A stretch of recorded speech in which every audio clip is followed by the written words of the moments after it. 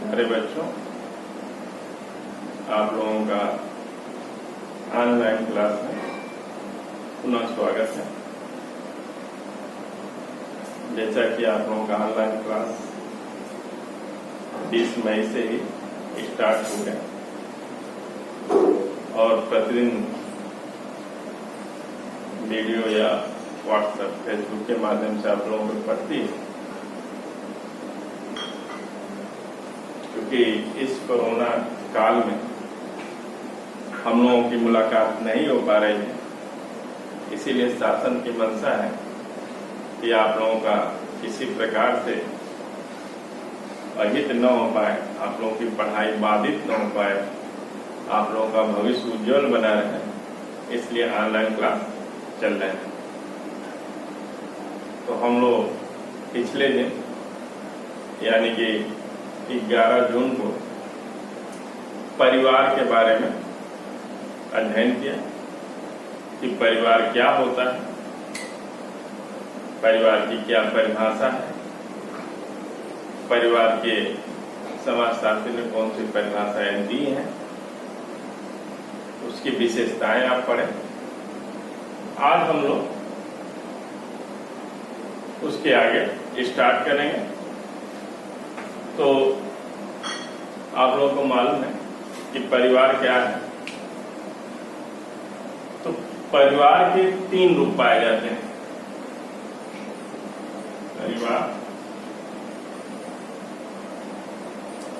परिवार को मेनली 3 भागों में बांटा जा सकता है।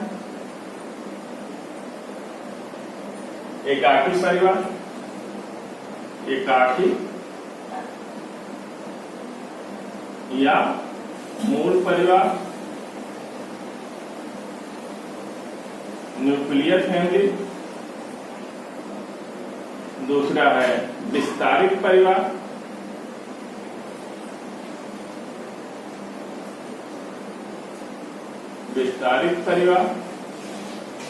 या एक्सटेंडेड फैमिली, तीसरा है संयुक्त परिवार,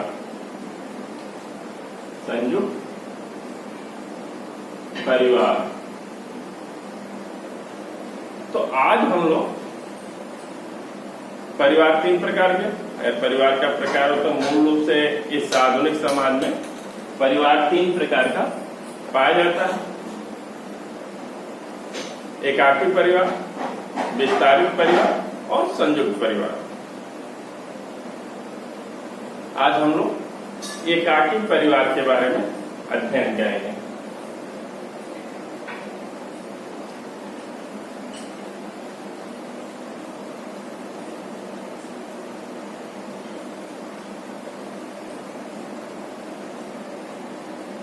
तो एकाकी परिवार किसे कहा जा सकता है? वह परिवार जिसमें पति पत्नी और उनके बच्चे, वो भी अविवाहित, या पति पत्नी के बने समूह को परिवार कहा जा सकता है, एकाकी परिवार कहा जा सकता है। पति पत्नी और उनके बच्चों से बना समूह को परिवार कहा जा सकता है, एकाकी परिवार कहा जा सकता है। पति पत्नी से बने समूह को भी हम एकाकी परिवार कर सकते हैं। और जैसे ही एकाकी परिवार की जो मूल संकल्पना है कि एकाकी परिवार काफी छोटा परिवार होता है, इसमें पति पत्नी और उनके अविवाहित बच्चे होते हैं। अगर उनके लड़कों का विवाह होता है तो फिर वो अलग हो जाते हैं और उनसे दूसरा एक एकाकी परिवार बन जाता है। आज के आधुनिक समाज में सबसे प्रचलित जो परिवार है वो एकाकी परिवार है। मैक्सिमम परिवार एकाकी ही इस समय पाए जा रहे हैं। अगर हम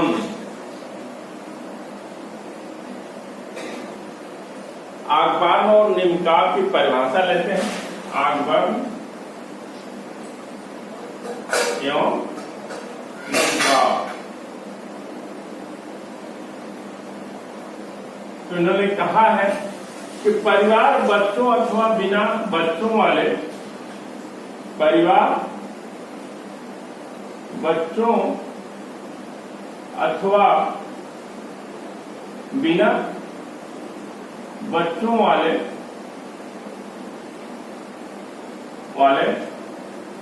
पति पत्नी अथवा पति पत्नी अथवा किसी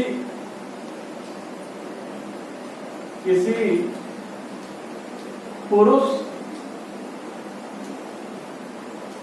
और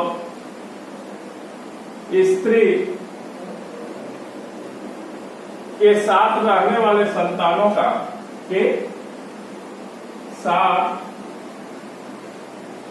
रहने वाले संतानों का अस्थायी संगठन।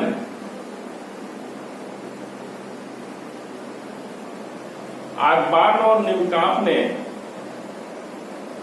मूल परिवार या एकाकी परिवार की परिभाषा या मूल परिवार एकाकी परिवार न्यूक्लियर फैमिली कहा जाता है, उसकी परिभाषित किया और कहा परिवार बच्चों अथवा बिना बच्चों वाले पति पत्नी, यानी कि परिवार में पति पत्नी से भी परिवार बन रहा है, या उनके बच्चे हो रहे हैं तब भी एकाकी परिवार बन रहा है, या नहीं भी रहे तब भी एकाकी परिवार बन रहा है, या किसी पुरुष और स्त्री के साथ रहने वाले संतानों का अस्थायी संगठन है। ये एक अस्थायी संगठन है, यानी अखबार और निमकांफ ने एकाकी परिवार को एक अस्थायी संगठन के रूप में परिभाषित किया है। अगर हम इसको विशेषता देखें, एकाकी परिवार की विशेषता, तो बहुत सारी विशेषताएं देखने को मिलती है। सार्वभौमिकता,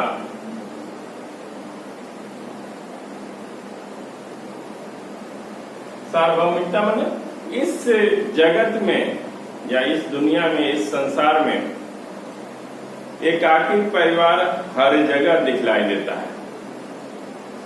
ऐसा कोई व्यक्ति नहीं होगा जो बिना परिवार का हो। या तो फैमिली ऑफ ओरिएंटेशन या फैमिली ऑफ प्रोक्रिएशन का सदस्य व्यक्ति होगा ही, या जन्म के परिवार का सदस्य होगा या जनन के परिवार का सदस्य होगा ही होगा।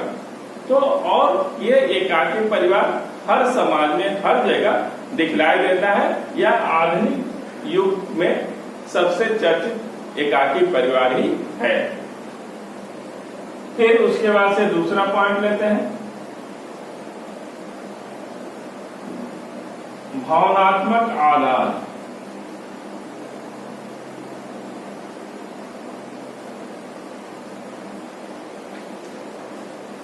परिवार बनने की सबसे जो महत्वपूर्ण या अस्थायी होता है वो भावनात्मक लगाव होता है, व्यक्तिगत लगाव होता है। परिवार में ही लोग एक दूसरे की सहयोग करते हैं, त्याग करते हैं, बलिदान करते हैं, एक दूसरे के लिए जीते हैं। तो परिवार में भावनात्मक आधार पाया जाता है। बच्चों से, माता पिता से या पत्नी से अन्य सदस्यों को बहुत लगाव होता है, उनसे जुड़ाव होता है, उनके सुख दुख में हर जगह वो भागी होते हैं, तभी एक परिवार की संकल्पना बन पाती है। फिर अगला पॉइंट लेते हैं, रचनात्मक प्रभाव। रचनात्मक प्रभाव, रचनात्मक प्रभाव का मतलब कि परिवार का एक रचनात्मक कार्य है। परिवार में या परिवार के द्वारा ही बच्चों का सामाजिकरण होता है। जब बच्चा जन्म लेता है तो समाज के जो रीति रिवाज, प्रथा, परंपरा, अन्य चीजें होती हैं, सारी चीजें वो परिवार के ही माध्यम से उसको जान पाता है, या परिवार उसका सामाजिकरण करता है। तब जाके बच्चा या अनुशासित करता है, तब एक बच्चा जैविक प्राणी से सामाजिक प्राणी के रूप में चेंज होता है। कल इसमें मैंने काफी चर्चा किया था। कि अन्य पशु समाज में और मनुष्य के समाज में इसीलिए अंतर है कि मनुष्य के समाज को अपने बच्चों को सरवाइव करने के लिए सारा कुछ सिखाना पड़ता है। पशु समाज में ऐसा नहीं है। पशु समाज में अगर बच्चा पैदा होता है 1-2 घंटे के बाद वो चलना फिरना दूध पीना सारा चीज जान जाता है, क्योंकि मूल बिहेवियर उसमें या मूल प्रवृत्तियां ज्यादा पाई जाती है। क्योंकि मनुष्य समाज में बहुत कम या नहीं के बराबर मूल प्रवृत्तियां हैं, तो यहाँ पे सब कुछ माता पिता या गार्जियन के द्वारा सिखाया ही जाता है। उसके बाद से लड़का का वो सरवाइव कर पाता है। फिर अगला टॉपिक देखते हैं, छोटा आकार।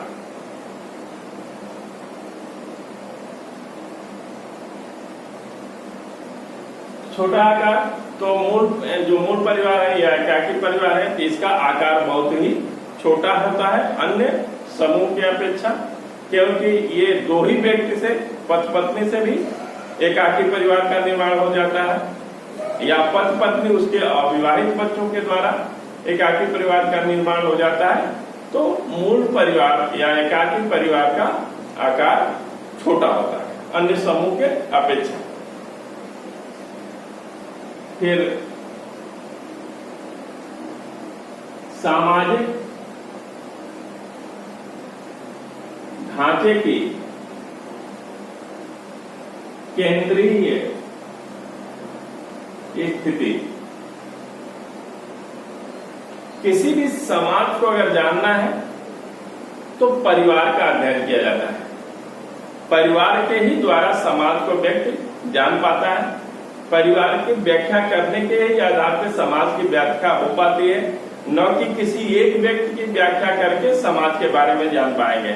समाजशास्त्री इसको परिवार को एक मूल इकाई के रूप में अध्ययन करते हैं कि किसी भी समाज को जानना है तो पहले परिवार का अध्ययन करेंगे और उसके बाद से समाज का अध्ययन अपने आप मालूम चल जाएगा। व्यक्ति को ये इकाई समाजशास्त्री नहीं मानते हैं। यहाँ समाजशास्त्री जो है परिवार को इकाई मानते हैं, उसी के आधार पे समाज का अध्ययन किया जाता है। तो कहने के तात्पर्य कि परिवार सामाजिक ढांचे की केंद्रीय स्थिति का प्रतिनिधित्व करता है, उसी के द्वारा वहां के रहन सहन वहां के चीजों के बारे में अध्ययन करके जाना जा सकता है। फिर अगला टॉपिक है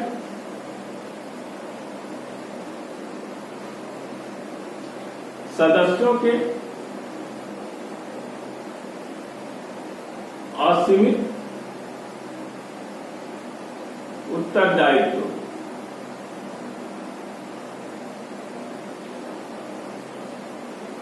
क्योंकि परिवार के सदस्य जो होते हैं, परिवार में जितने लोग होते हैं, तो उनके कार्यों का बंटवारा नहीं है। जो जिस योग्य है, जिस कार्य को कर सकता है, वो उस कार्य को करता है। परिवार एक ऐसी चीज है कि अपंग, अपाहिज या बीमार लोगों को लेकर चलता है।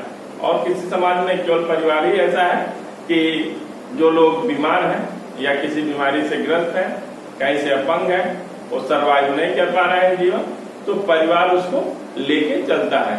तो परिवार में लोगों के कार्यों का बंटवारा नहीं है। वो जिस काम में दक्ष है वो उस कार्य को करता है और इससे आधार पर परिवार नामक संस्था बनी हुई है। और अगला पॉइंट,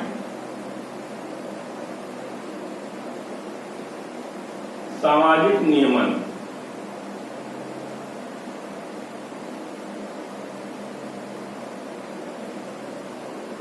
सामाजिक नियमन के मतलब ये होता है कि जो समाज में प्रचलित नियम है वो परिवार के ही द्वारा लड़का जान पाता है, बच्चे जान पाते हैं। क्योंकि अब बच्चों का जो पाठशाला है प्रथम वो परिवार ही है, वो माता है या पिता है या घर के अन्य गार्जियन है जो बच्चों को पढ़ाना सिखाते हैं। जो भी समाज के आदर्श नियम है, प्रथाएं हैं, रूढ़ियां हैं, कानून हैं, वो परिवार के ही द्वारा बच्चे जान पाते हैं। तो परिवार सामाजिक नियमों से बच्चों को या परिवार के अन्य सदस्यों का परिचय कराते हैं और उसको कैसे फॉलो करना है इसके बारे में बतलाते हैं।